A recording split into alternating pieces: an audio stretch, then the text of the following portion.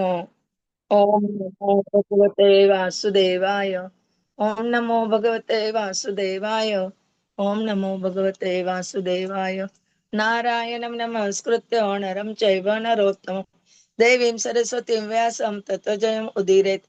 नष्टप्रायेषु भद्रेषु नित्यं भागवत सेवया भगवती उत्तम श्लोके भक्तिर्भवति नैष्टिकी। Hare Krishna. Today we completing the chapter 18. Continue completing this chapter, canto first, chapter 18. Parikshit Kos Bio Brahmana by Shloka 48 to 50.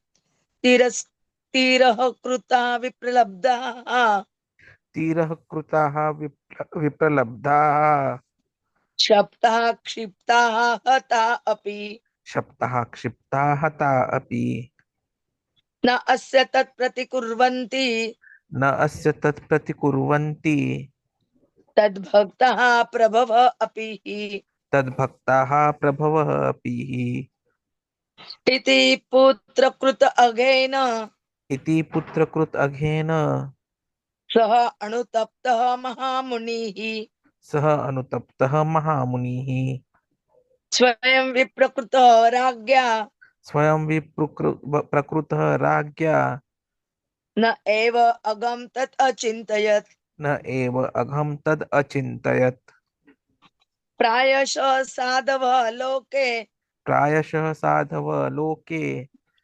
परैर्द्वन्द्वेषु योजिताः परैः द्वन्द्वेषु योजिताः न व्यथन्ति न रुष्यन्ति न व्यथन्ति न रुष्यन्ति यत् आत्मा अगुण आश्रयाः यत् आत्मा अगुण आश्रयाः स्थिरः कृता विप्रलब्धाः तिरः कृता विप्रलब्धाः क्षप्ताः क्षिप्ताः हताः अपि क्षप्ताः क्षिप्ता हता अपि नास्य तत् प्रतिकुर्वन्ति नास्य तत्प्रतिकुर्वन्ति तद्भक्तः प्रभव अपि तद्भक्ताः प्रभवः अपि इति पुत्रकृत अगेन इति पुत्रकृत अघेन सः अनुतप्तः महामुनिः सः अनुतप्तः महामुनिः स्वयं विप्रकृत राज्ञा स्वयं विप्रकृतः राज्ञा न एव अगम तत् अचिन्तयत्। न एव अघं तत् अचिन्तयत् प्रायशः साधव लोके प्रायशः साधव लोके परैर्द्वन्द्वेषु योजिताः परैः द्वन्द्वेषु योजिताः न व्यथन्ति न रुष्यन्ति न व्यथन्ति न रुष्यन्ति यत् आत्मा अगुण आश्रयः यत् आत्मा अगुण आश्रयः स्थिरः कृता विप्रलब्धाः शप्ता क्षिप्ता हता अपि न अस्य तत् प्रतिकुर्वन्ति तद्भक्तः प्रभव अपि इति पुत्रकृत अगेन स अनुतप्तः महामुनिः स्वयं विप्रकृतः राज्ञा न एव अगम तत् अचिन्तयत्। प्रायशः साधव लोके परैर्द्वन्द्वेषु योजिताः न वेथन्ति न रुष्यन्ति यत् आत्मा अगुण आश्रयः तिरः कृता विप्रलब्धाः शप्ता क्षिप्ता हता अपि नास्य तत्प्रतिकुर्वन्ति तद्भक्ता प्रभव अपि इति पुत्रकृताघेन स अनुतृप्त महामुनि स्वयं विप्रकृतः राज्ञा न एव अगतद् अचिन्तयत् प्रायशः साधव लोके परद्वन्द्वेषु योजिता न व्यथन्ति न रुष्यन्ति यत् आत्मा अन आश्रयाः Translation and purport by the Srila Prabhupada. Prabhupada ki jai. The devotees of the Lord are so forbearing that even though they are defamed, cheated, cursed, disturbed, neglected, or even killed, they are never inclined to avenge themselves. The sage thus regretted the sin committed by his own son. He did not take the insult paid by the king very seriously. Generally, the transcendentalists, even though engaged by others in the dualities of material world, are not distressed, nor do they take pleasure in worldly things, for they are transcendentally engaged. Purport. Ṛṣi Śamīka also knew that the Lord does not forgive a person who has committed an offense at the feet of a devotee. The Lord can only give direction to take shelter of the devotee. He thought within himself that if Maharaj Parikshit would counter course boy, he might be saved, but he knew also that a pure devotee is callous about worldly advantages or reverences. As such, devotees are never inclined to counteract personal defamation, curses, negligence, etc. As far as such things are concerned in personal affairs, devotees do not care for them. But in case of their being performed against Lord and his devotees, then the devotees take very strong action. It was a personal affair, and therefore Shamik Rishi knew that the king would not take counteraction. Thus, there was no alternative than to place an appeal to the Lord for the immature boy. It is not that only the Brahmanas are powerful enough to award curses or blessings upon the subordinates. The duties of the Lord, even though he may not be a Brahmana, is more powerful than a Brahmana. But a powerful devotee never misuses the power for personal benefit.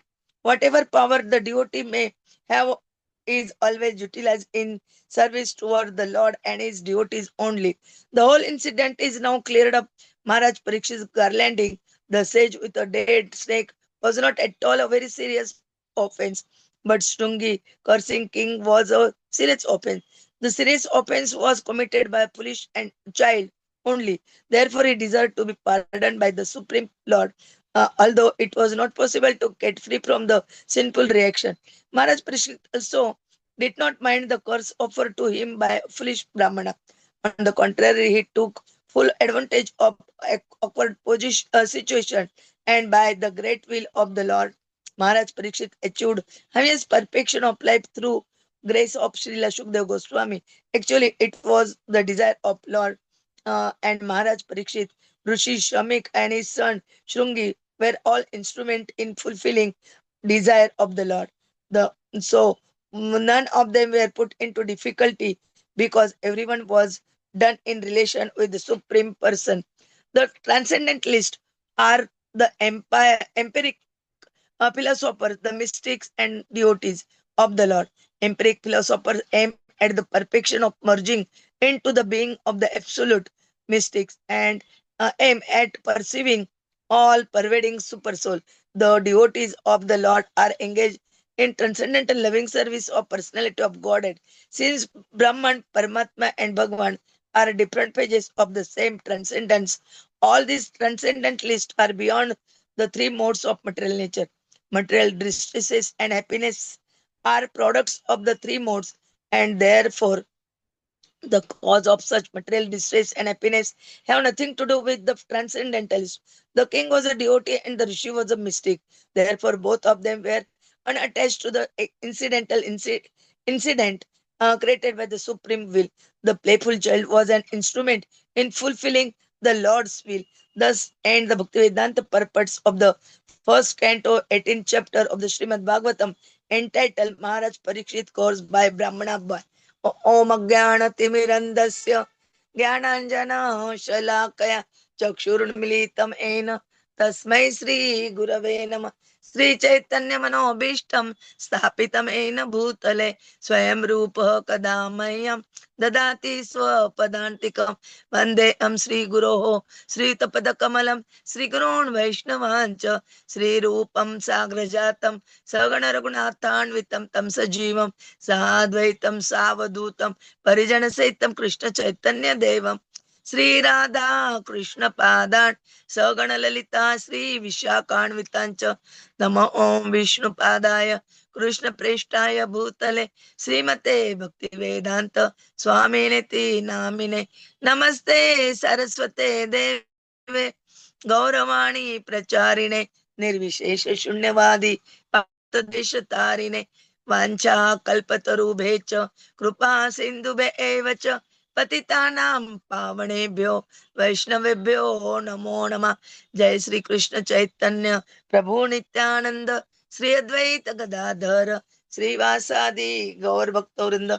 Hare Krishna, Krishna Krishna, Hare Hare, Hare Rama, Rama Rama, Hare Hare, Hare Krishna, Krishna Krishna, Hare Hare, Hare Rama, Rama Rama, Hare Hare, Hare Krishna, Krishna Krishna, Hare Hare, Hare Rama, Rama Rama, Hare Hare, Hare Krishna. Today we completing this 18th chapter, shloka from 48 to 50.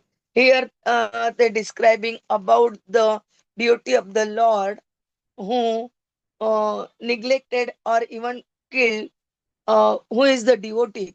He never inclined to the avenge themselves.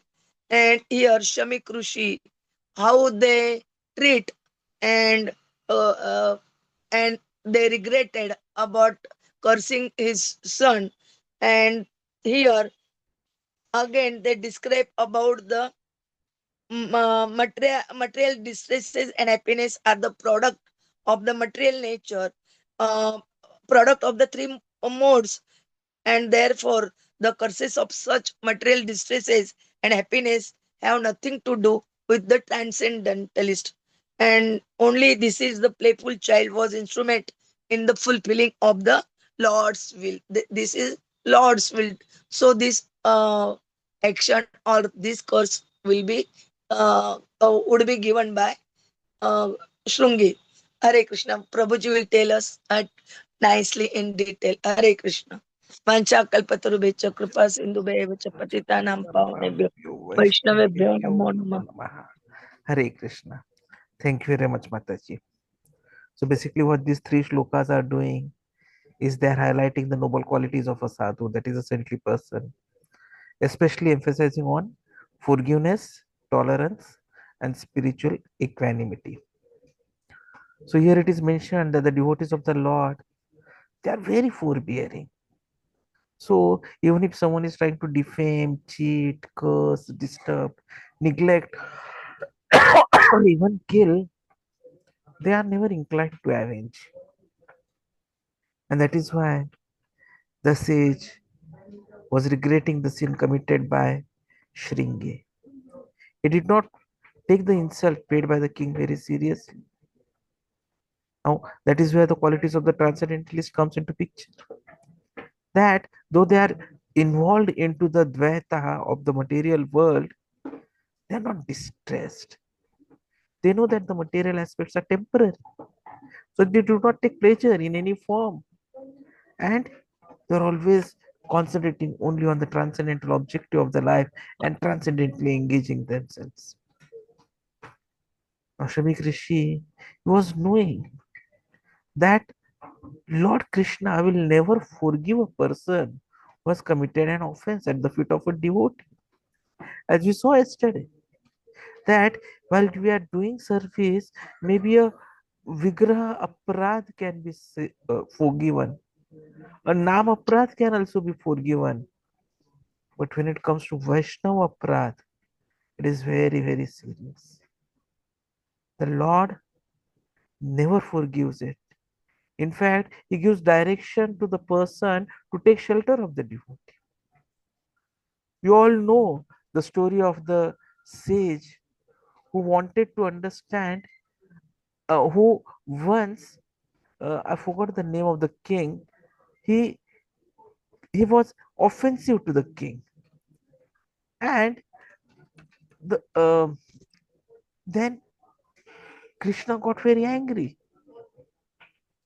and he sent the Sudarshan Chakra to punish the sage. Shishupal, No, not Shishupal. Shishupal. Not Shishupal. This is not the story. There was a king, Amrish Maharaj. Amrish Maharaj, yes. Mhm. Amrish Maharaj. So, yes, Mataji, you are right. Amrish Maharaj. Durvasa Muni and Durvasa Amrish Muni and Maharaj. Amrish Maharaj. Yes. Amrish Maharaj. So, this comes in the ninth canto. I had forgotten the name Amrish Maharaj. So, Durvasa Muni, he somehow offended Amrish Maharaj. And the result was that immediately Krishna sent his Sudarshan Chakra to punish Durvasa. And Durvasa Muni, he was afraid. He fled to Brahmaloka, he went to Shivloka, he went to all the other higher planets. But he could not protect himself from the wrath of Sudarshan Chakra. So he finally went to the spiritual world, surrendered to Krishna. But even Krishna was ready to excuse him because he had offended a Vaishnava. And then he was told to be excused, he must submit to the Vaishnava whom he has offended. There is no other way to be excused. And then Lord advised Durvasa to return to Maharaj Amrish and beg his pardon. So this is a fact. Krishna never forgives a Vaishnava aparadh. And that is why Shamik Rishi thought if Parikshit Maharaj could counter curse the boy, he may be saved. But then that was also not possible because he was a pure devotee. And a pure devotee is careless about worldly advantages or reverses. A devotee is never inclined to counteract personal defamation, curse, negligence. So there was no chance that Parikshit Maharaj would counter curse. Because for him, personal affairs, they are not caring at all. But if something is done against the Lord, then the devotee takes very strong action. And we know about this with Hanumanji, so many stories we know about it. Because this was something which was a personal affair, King Parikshit was not going to do anything. So there was no alternative than to put an appeal to Krishna for the immature boy. Now, something very unique is mentioned here by Srila Prabhupada when it comes to blessings or curses. Generally, we believe that because of the trainings, the Brahmanas are powerful enough. But then it is said that the devotee of the Lord is more powerful than a Brahmana. But then the devotee never misuses that power. So, whatever power the devotees get, they always utilize it to serve Krishna and his devotees. And that is why the serious offense which was committed by the foolish child, it could be pardoned only by Krishna. Because practically it was not possible to get free from the sinful reaction. And look at Parikshit Maharaj. Parikshit Maharaj did not mind the curse at all. In fact, he took full advantage because by the will of Krishna, he achieved the highest perfection of life through the grace of Sri Sukadeva Goswami. So what we understand is that it was the desire of Lord and Parikshit Maharaj, Shamik Rishi, Shringi, they were all instruments in fulfilling the desire of the Lord. And the desire was to have the spreading of the Bhagavatam knowledge everywhere. Hare Krishna, Hare Krishna, Krishna Krishna, Hare Hare, Hare Ram, Ram Ram, Hare Hare. So Prabhupada also explains us about the empiric philosophers. Now, everyone wants to have a perfection of life. But what the empiric philosophers are trying to do is they want to merge into the absolute.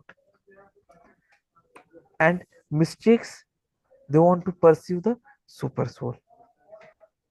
But the devotees of the Lord, they are always engaged in transcendental loving service. And their objective is to please and satisfy Krishna. So Brahman, Paramatma, Bhagwan. We know it. We studied it in the first chapter. Brahman, Paramatma, Bhagwan, Iti. That shloka. So they are the different phases of the same transcendental. And everyone, what he is trying to do is go beyond the material modes to reach at least one of these three. Because the three modes are the ones which are causing whether it is distress or whether it is happiness. And so one who is trying to go beyond being a transcendentalist, for them this material distress, happiness, they are got no value at all. Parikshit Maharaj was a devotee. Śamīka Ṛṣi was a mystic. So both of them, they were not attached to the incident which happened, either of putting the dead snake in the around the neck, or being cursed by the Brahmana boy, because they knew it was being created by the supreme will, and the child, unfortunately, Shringi, was just an instrument. So these shlokas are making us understand are three important qualities of a saintly person. One is forgiveness, kshama. Second is non-retaliation, aparadha shunya bhav, and third is advaita bhav, freedom from dualities. Now, Shamik Rishi did not react even when cursed without, even when the snake was put around him. Neither did Parikshit Maharaj react when he was cursed without a reason. So forgiveness is a divine quality. And Krishna has mentioned it in Bhagavad Gita 16.3. Teja kshama dhuti shaucham drahanati manita bhavanti sampadam daivi abhijatasya bharata. So forgiveness is one of the transcendental qualities conducive to liberation. And saintly persons, devotees, they forgive not because they are weak, but because they are spiritually strong, seeing the hand of the Lord behind every situation. So forgiveness is very, very important. Second is aprat shunya bhav. Even though powerful enough to curse back, the devotee chooses not to retaliate. In fact, in Bible it is mentioned, vengeance is mine, says the Lord. So similarly, in Vedic tradition, devotees leave justice to Krishna, understanding he is the ultimate controller. And this is something which we see even in Prahlad Maharaj. In Bhagavatam 7th canto 9th chapter, we'll see, despite being tortured by his father, he only prayed for his father's liberation. So Aprachunya Bhav is very, very important. And third is Advaita Bhav. Sages are not agitated by happiness or distress. As mentioned by Krishna in Bhagavad Gita 2.56, Dukheshu Udvigna Manaha Dukheshu Dukheshu Anudvigna Manaha Sukeshu Vigutsspruhaha Vitaraga Bhaya Krodha Sthiti Unihi Uchyate. Munu is not disturbed in mind even in midst of the threefold miseries, or elated when there is happiness, and who is free from attachment, fear, and anger, is called a sage of steady mind. So devotees see both honor, dishonor, pleasure, pain, gain, loss as temporary phenomena, knowing that true happiness lies in service of the Lord. So these are three important qualities. And we have got the examples also for that. Sri Haridas Thakur, he was beaten in 22 marketplaces, but he never cursed his tormentors. Rather, he prayed for their well-being. Jesus Christ, he was being crucified, and what he do? He prayed, Father, forgive them, for they know not what they do. And Chaitanya Mahaprabhu has taught us, Trinadapi Sunichena Tarorapi Saishtuna. So one should be humbler than a blade of a grass and more tolerant than a tree. So the behavior of Shamik Rishi fits perfectly within the line of pure devotional conduct as we see here. So what we learn is that the mind of a saint, of a devotee, it is always anchored in the Lord. The happiness comes from internal realization, not external circumstances. Forgiveness reflects their realization of the soul beyond body, ego, or insult. Fourthly, they embody Krishna's mercy on earth, inspiring everyone to transcend pity and enmity and practice patience, humility, devotion. And fourthly, as aspirants on the devotional path, learning from these sadhu like behaviors strengthens our own spiritual foundation. So let us remember that true spiritual advancement is measured not by how many insults we avoid, but by how many we forgive. As stated in this 50th shloka, truly spiritual soul neither laments nor rejoices any external circumstances, because they are firmly sheltered in the eternal reality of the Lord. So let us take shelter of the holy name of the Lord and always pray for being successful. Thank you very much. Hare Krishna.